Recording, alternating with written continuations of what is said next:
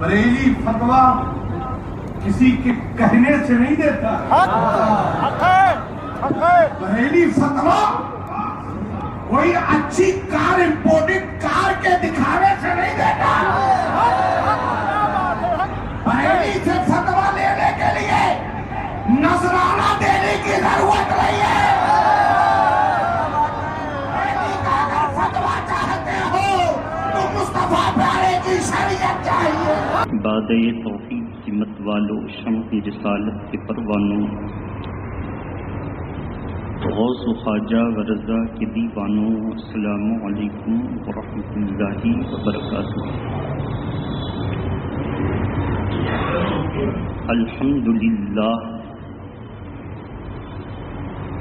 للہ الذی فضل سیدنا و مولانا محمدا صلی اللہ تعالی علیہ وسلم وعلى آلہ وصحابہ اجمعین، اما بعد، فاعوذ باللہ من الشیطان الرجیم، بسم اللہ الرحمن الرحیم۔ ان الصلاۃ تنہی عن الفحشاء والمنکر، وقال اللہ تبارک وتعالی فی القرآن المجید، اقم الصلاۃ لذکری، وقال اللہ تبارک وتعالی فی القرآن المجید، ان الصلاۃ کانت علی المؤمنین کتابا موقوتا۔ صدق اللہ العلی العظیم وبلغنا رسولہ النبی الامین المکین الکریم۔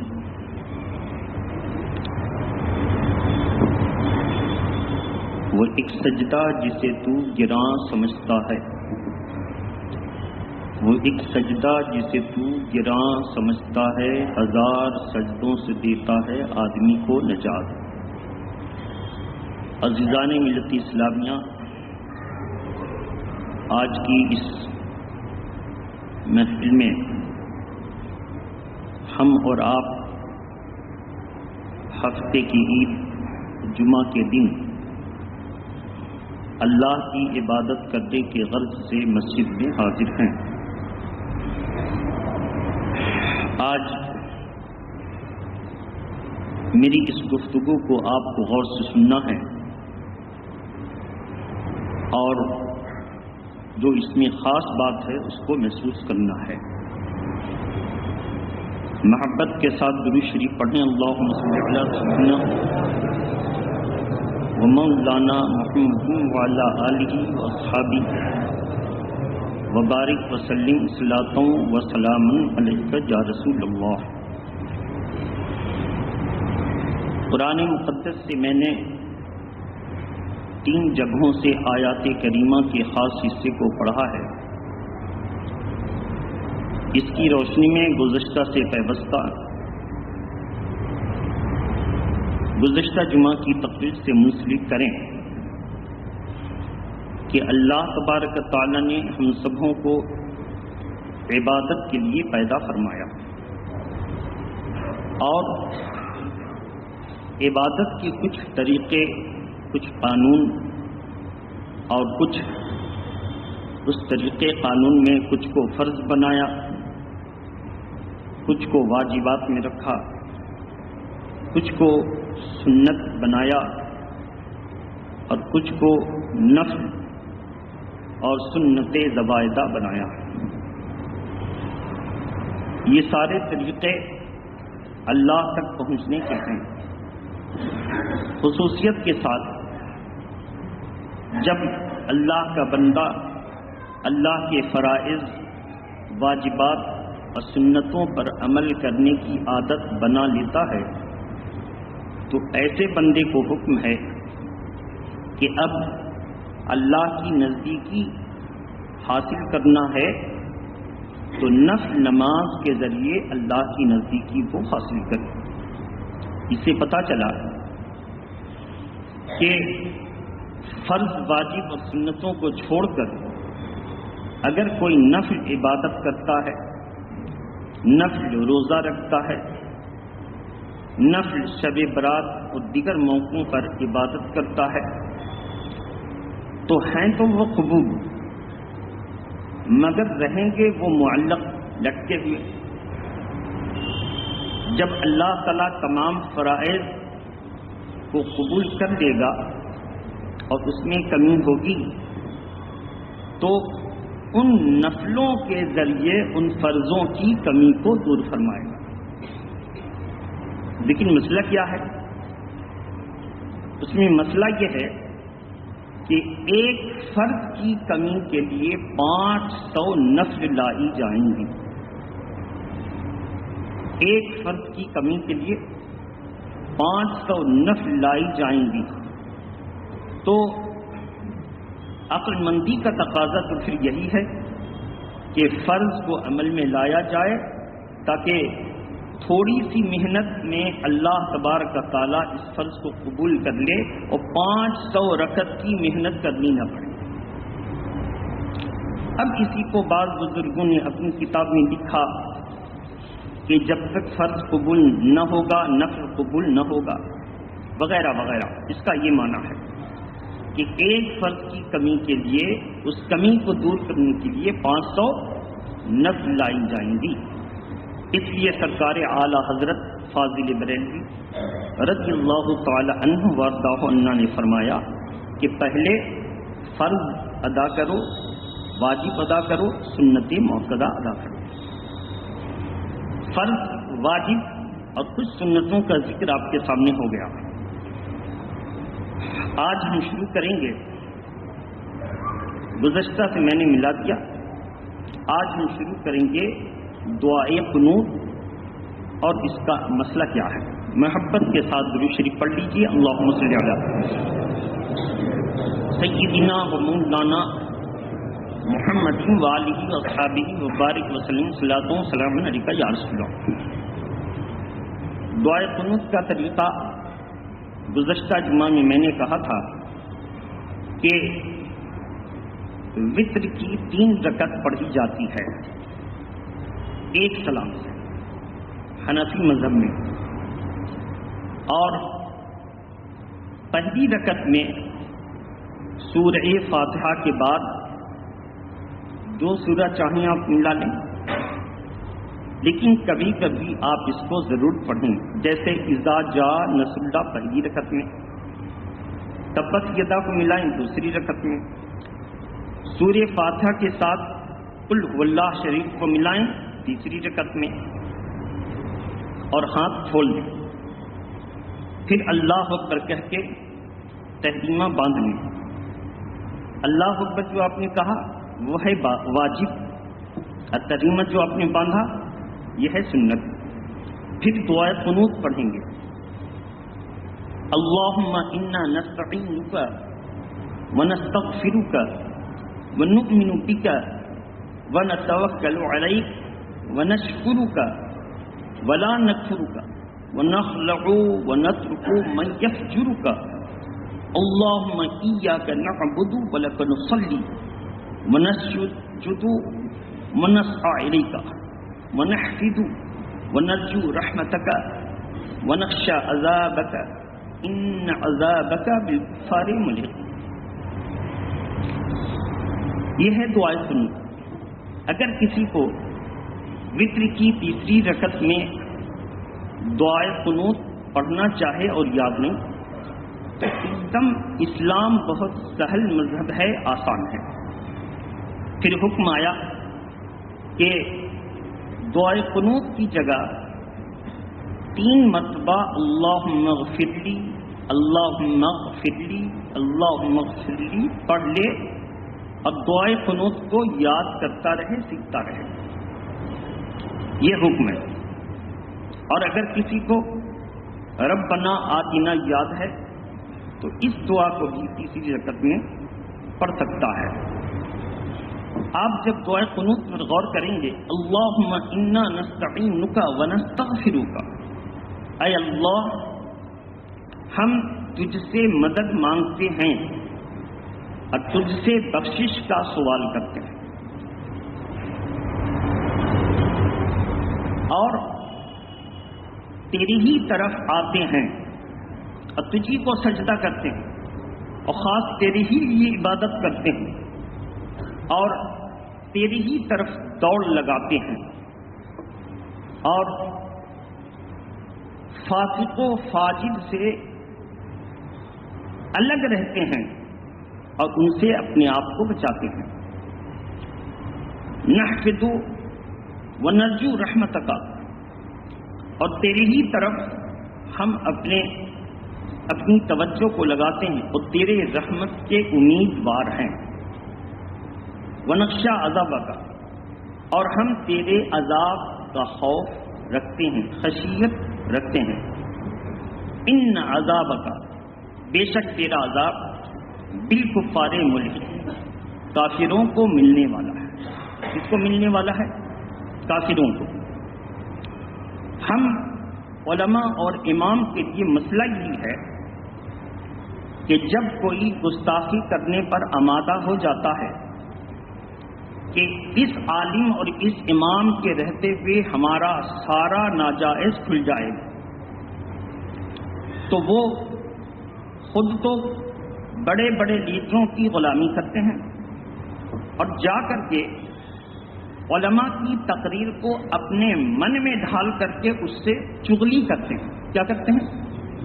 چغلی کرتے ہیں، اور چغلی کر کر کے اس کے منہ سے علماء اور امام کے خلاف کچھ بلوا دیتے ہیں، اور تھانہ پولیس پر انہی لیڈروں کا قبضہ ہے۔ تو ایسی صورت میں سمجھتے ہیں کہ ہم نے برا پھنسایا۔ کیا پھنسایا؟ برا پھنسایا۔ اب اس کا ترجمہ دیکھیے، ان عذاب ربک بالکفار ملحق، اس کا ترجمہ ہے بے شک تیرا عذاب کفار کو ملنے والا ہے۔ اب اس کا جا کے وہ ترجمہ سنا دیتے ہیں کہ دیکھیے، تقریر میں کہہ رہے تھے کہ اللہ کا عذاب کافروں کو ملنے والا ہے، وہ آپ کو کہہ رہے ہیں۔ اسی طرح ہوتا ہے ٹرانسلیٹ، اور اسی طرح دوسرے کو باغی بنایا جاتا ہے۔ پھر غلط سوال کر کے جھوٹا، جس کو کیا کہیں گے، تہمت لگانا، اتہام کرنا، عیب لگانا، مفتیوں کو پریشان کرتے ہیں۔ مفتیان اکرام ہمارے دین کے رہبر ہیں، ان کی بارگاہ میں جیسا سوال آتا ہے ویسا جواب دیتے ہیں۔ اگر آپ نے سوال کیا کہ فلاں شخص نے چوری کی، چوری کرنے والے کے لیے کیا حکم ہوگا، تو جواب لکھ دیں گے۔ اب اس کو لے کر آئیے، جو آپ کا دشمن ہے اس پہ ساٹ دیجیے، یہ تمہارے خلاف ہی آیا ہے۔ مسئلہ یہی ہے۔ اب علماء کی ذمہ داری ہے کہ تھانے والے تمام پولیس حضرات سے اپیل کریں کہ آپ امن و امان کو برقرار رکھنے میں ہم علماء کی مدد کریں، صحیح اور غلط کو سمجھیں، اور عوام کو پھر یہ کرنا ہے کہ بغیر شور شرابہ کرتے ہوئے بس یہ کریں کہ ایسے لوگ جو اپنے امام کی چغلی لیڈروں سے کر کے پورے مسلمانوں کے نزدیک امام کی اہمیت اور وزن کو کم کرتے ہیں، ان کا حکم کیا ہے۔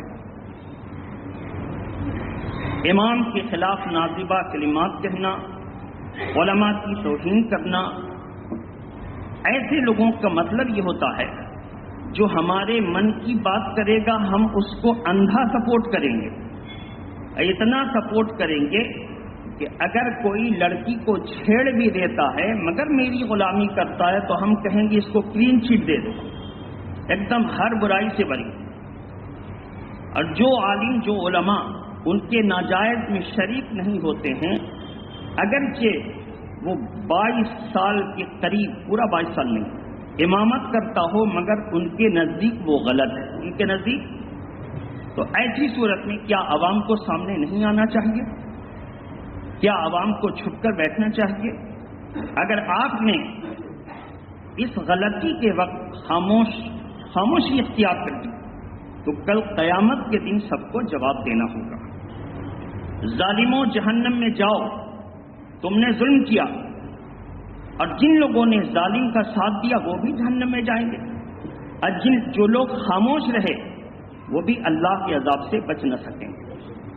ان کو یہ سزا ملے گی کہ جب اللہ اور اس کے رسول کا معاملہ آیا تو خاموش تھا، اس کی یہ سزا ملے گی۔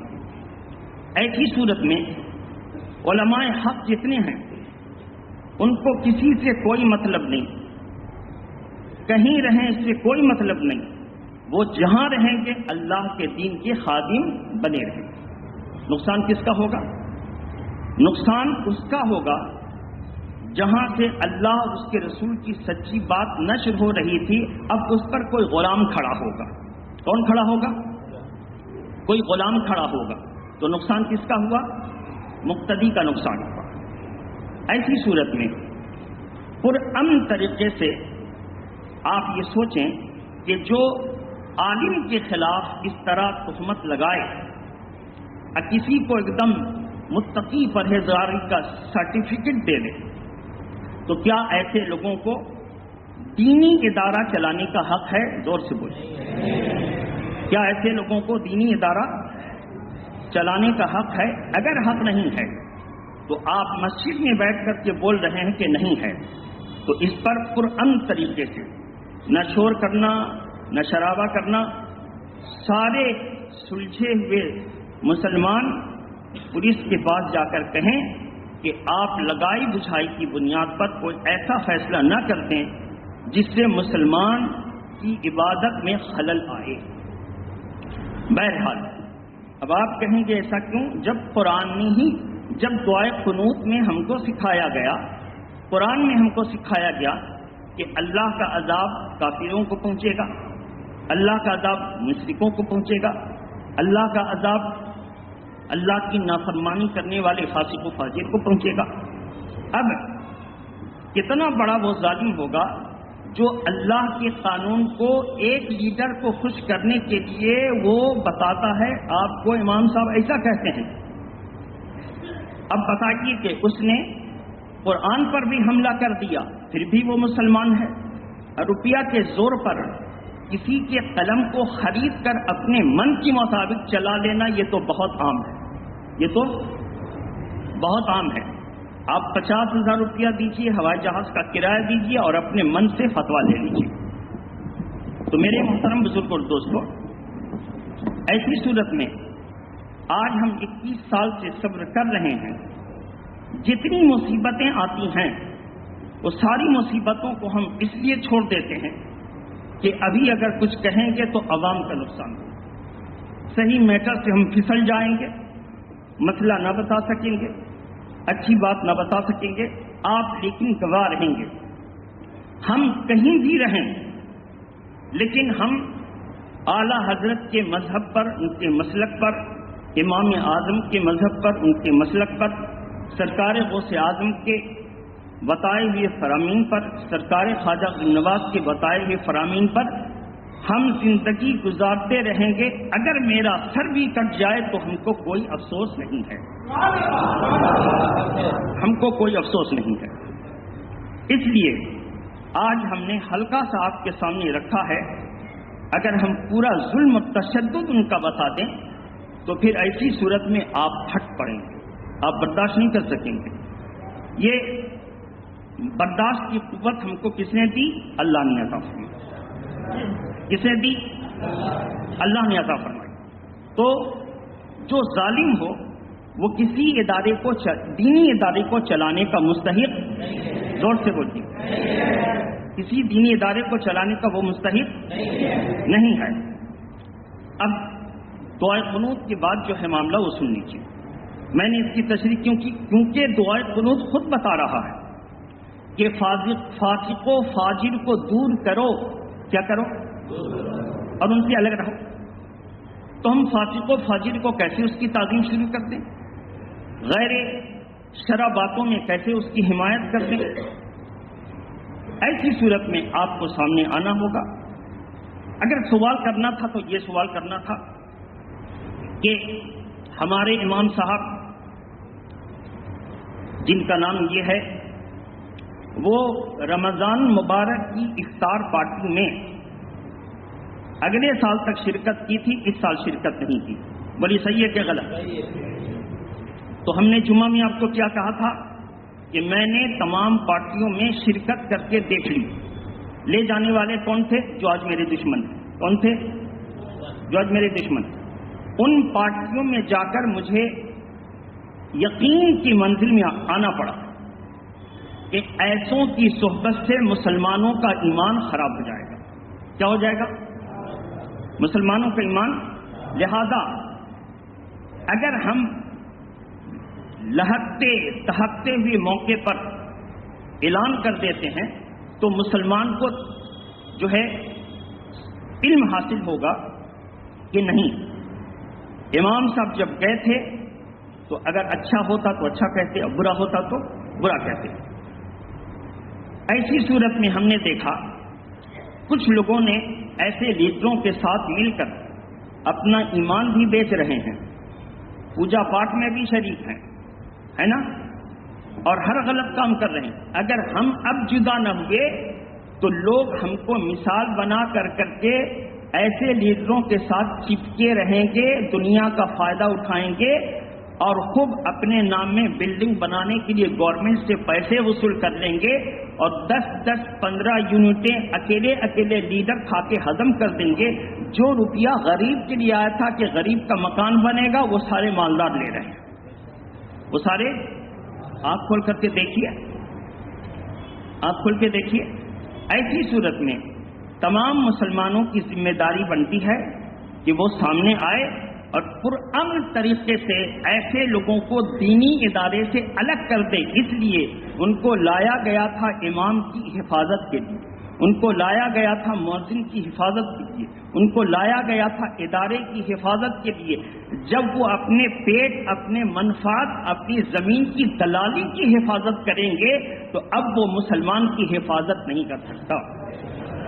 کیا یہ مسلمان نوجوانوں کا یہی حق تھا کہ جب کوئی سوال کرے کہ آپ کو حساب دینا ہے تو اس کے نام میں کیس کر دیا جائے؟ اس کے نام میں.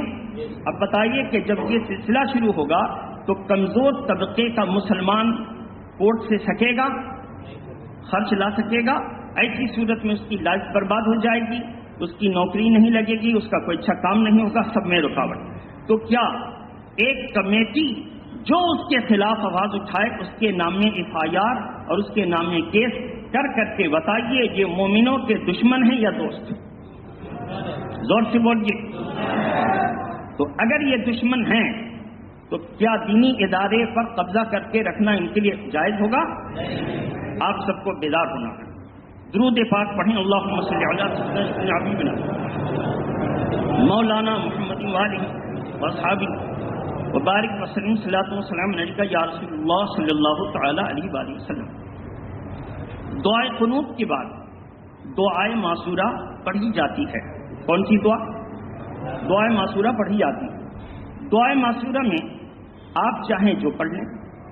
انی ظلمت، اس کے پہلے اللہم انی ظلمت نفسی ظلم کثیرا ولا یغفر الذنوب الا انت فاغفر لی مغفرۃ من عندک وارحمنی انک انت الغفور الرحیم. ترجمہ کتنا پیارا ہے. اے اللہ، ہم نے اپنی جان پر ظلم کیا، ہم نے اپنی جان پر ظلم کیا. اگر تو نہ بخشے گا تو کون بخشے گا؟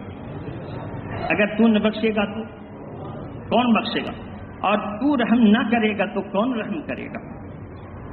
تو رحم نہ کرے گا تو کون رحم کرے گا؟ اے میرے مولا، تو ہماری بخشش فرما دے، اس لیے کہ ساری کائنات میں تیرے علاوہ بخشنے والا کوئی نہیں ہے. تیرے علاوہ بخشنے والا کوئی نہیں. آپ اس انداز سے اگر نماز پڑھیں گے تو آپ دعائے معصورہ پڑھ رہے ہیں، آپ دعائے قنوت پڑھ رہے ہیں، آپ قرآن کی آیت کریمہ پڑھ رہے ہیں، اور اگر اس کا معلوم ہے معنی تو بڑی لذت محسوس ہوگی. ایسا لگے گا کہ اے مولا، تو اگر میری بخشش نہ فرمائے گا تو کون فرمائے گا؟ تو میرے اوپر کرم نہ کرے گا تو کون کرے گا؟ اے مولا، تو میری حفاظت نہ کرے گا تو کون کرے گا؟ تو ایسا محسوس ہوگا جیسے آپ اللہ سے کلام کر رہے ہیں. زور سے بولیے، اللہ سے کلام کر رہے ہیں، ایسا محسوس ہوگا. بہرحال تو میرے محترم بزرگ اور دوستوں، دعائے معصورہ کے بعد اب آپ کو سلام پھیرنا ہے۔ سلام کو میں نے ہلکا سا مسئلہ بتایا تھا کہ داہنی طرف جب سلام پھیریں گے تو نظر کہاں رہے گی؟ کاندھے پر۔ اس کو کیا کہتے ہیں؟ مونڈھا۔ کیا کہتے ہیں؟ مونڈھا۔ اب بائیں طرف نظر کریں گے تو کہاں پر نگاہ رہے گی؟ بائیں موڈھے پر، بائیں کاندھے پر۔ اور نیت کریں گے کہ دائیں طرف کے تمام مصلی اور فرشتے، اب بائیں طرف کے تمام مصلی اور فرشتے، ان سب کو ہم جو ہے سلام کر رہے ہیں، ان سب کو ہم سلام کر رہے ہیں۔ اب سوچئے پھر ہماری منزل آ گئی۔ ہماری منزل یہ ہے کہ ہم رد دیا بنا اور وہابیہ وشیہ کرتے رہیں گے، زور سے بولیے، کرتے رہیں گے۔ اس لیے کہ آپ اگر پڑھ چکے ہیں تو 5واں کلمہ رد کفر، زور سے بولیے، 5واں کلمہ رد کفر۔ تو جب کلمہ پڑھیں 5واں اور اس میں ہی کفر اور باطل کو رد کرنے کا حکم ہے، اب کوئی اگر رد کفر و باطل نہ کرے تو گویا وہ کلمہ پڑھ تو رہا ہے مگر سمجھ نہیں رہا ہے۔ زور سے بولیے، سمجھ۔ اچھا چلیے، اتنا دور کوئی یاد ہو نہ ہو، لیکن ہم بتاتے ہیں کہ پہلا کلمہ کیا ہے؟ بولیے زور سے، سبحان اللہ۔ سب کو یاد ہے؟ سب کو یاد ہے؟ لا الہ الا اللہ۔ تو دیکھیے، لا الہ، کوئی معبود نہیں ہے، کوئی، تو رد ہوا کہ نہیں ہوا؟ ریجیکٹ کیا کہ نہیں کیا؟ آپ نے کہہ دیا نا کہ کوئی معبود نہیں ہے، تو جتنے معبودان باطل ہیں تو مکی نہیں ہٹا سکتے، تو ان کی ماننے والے کو برا لگے گا۔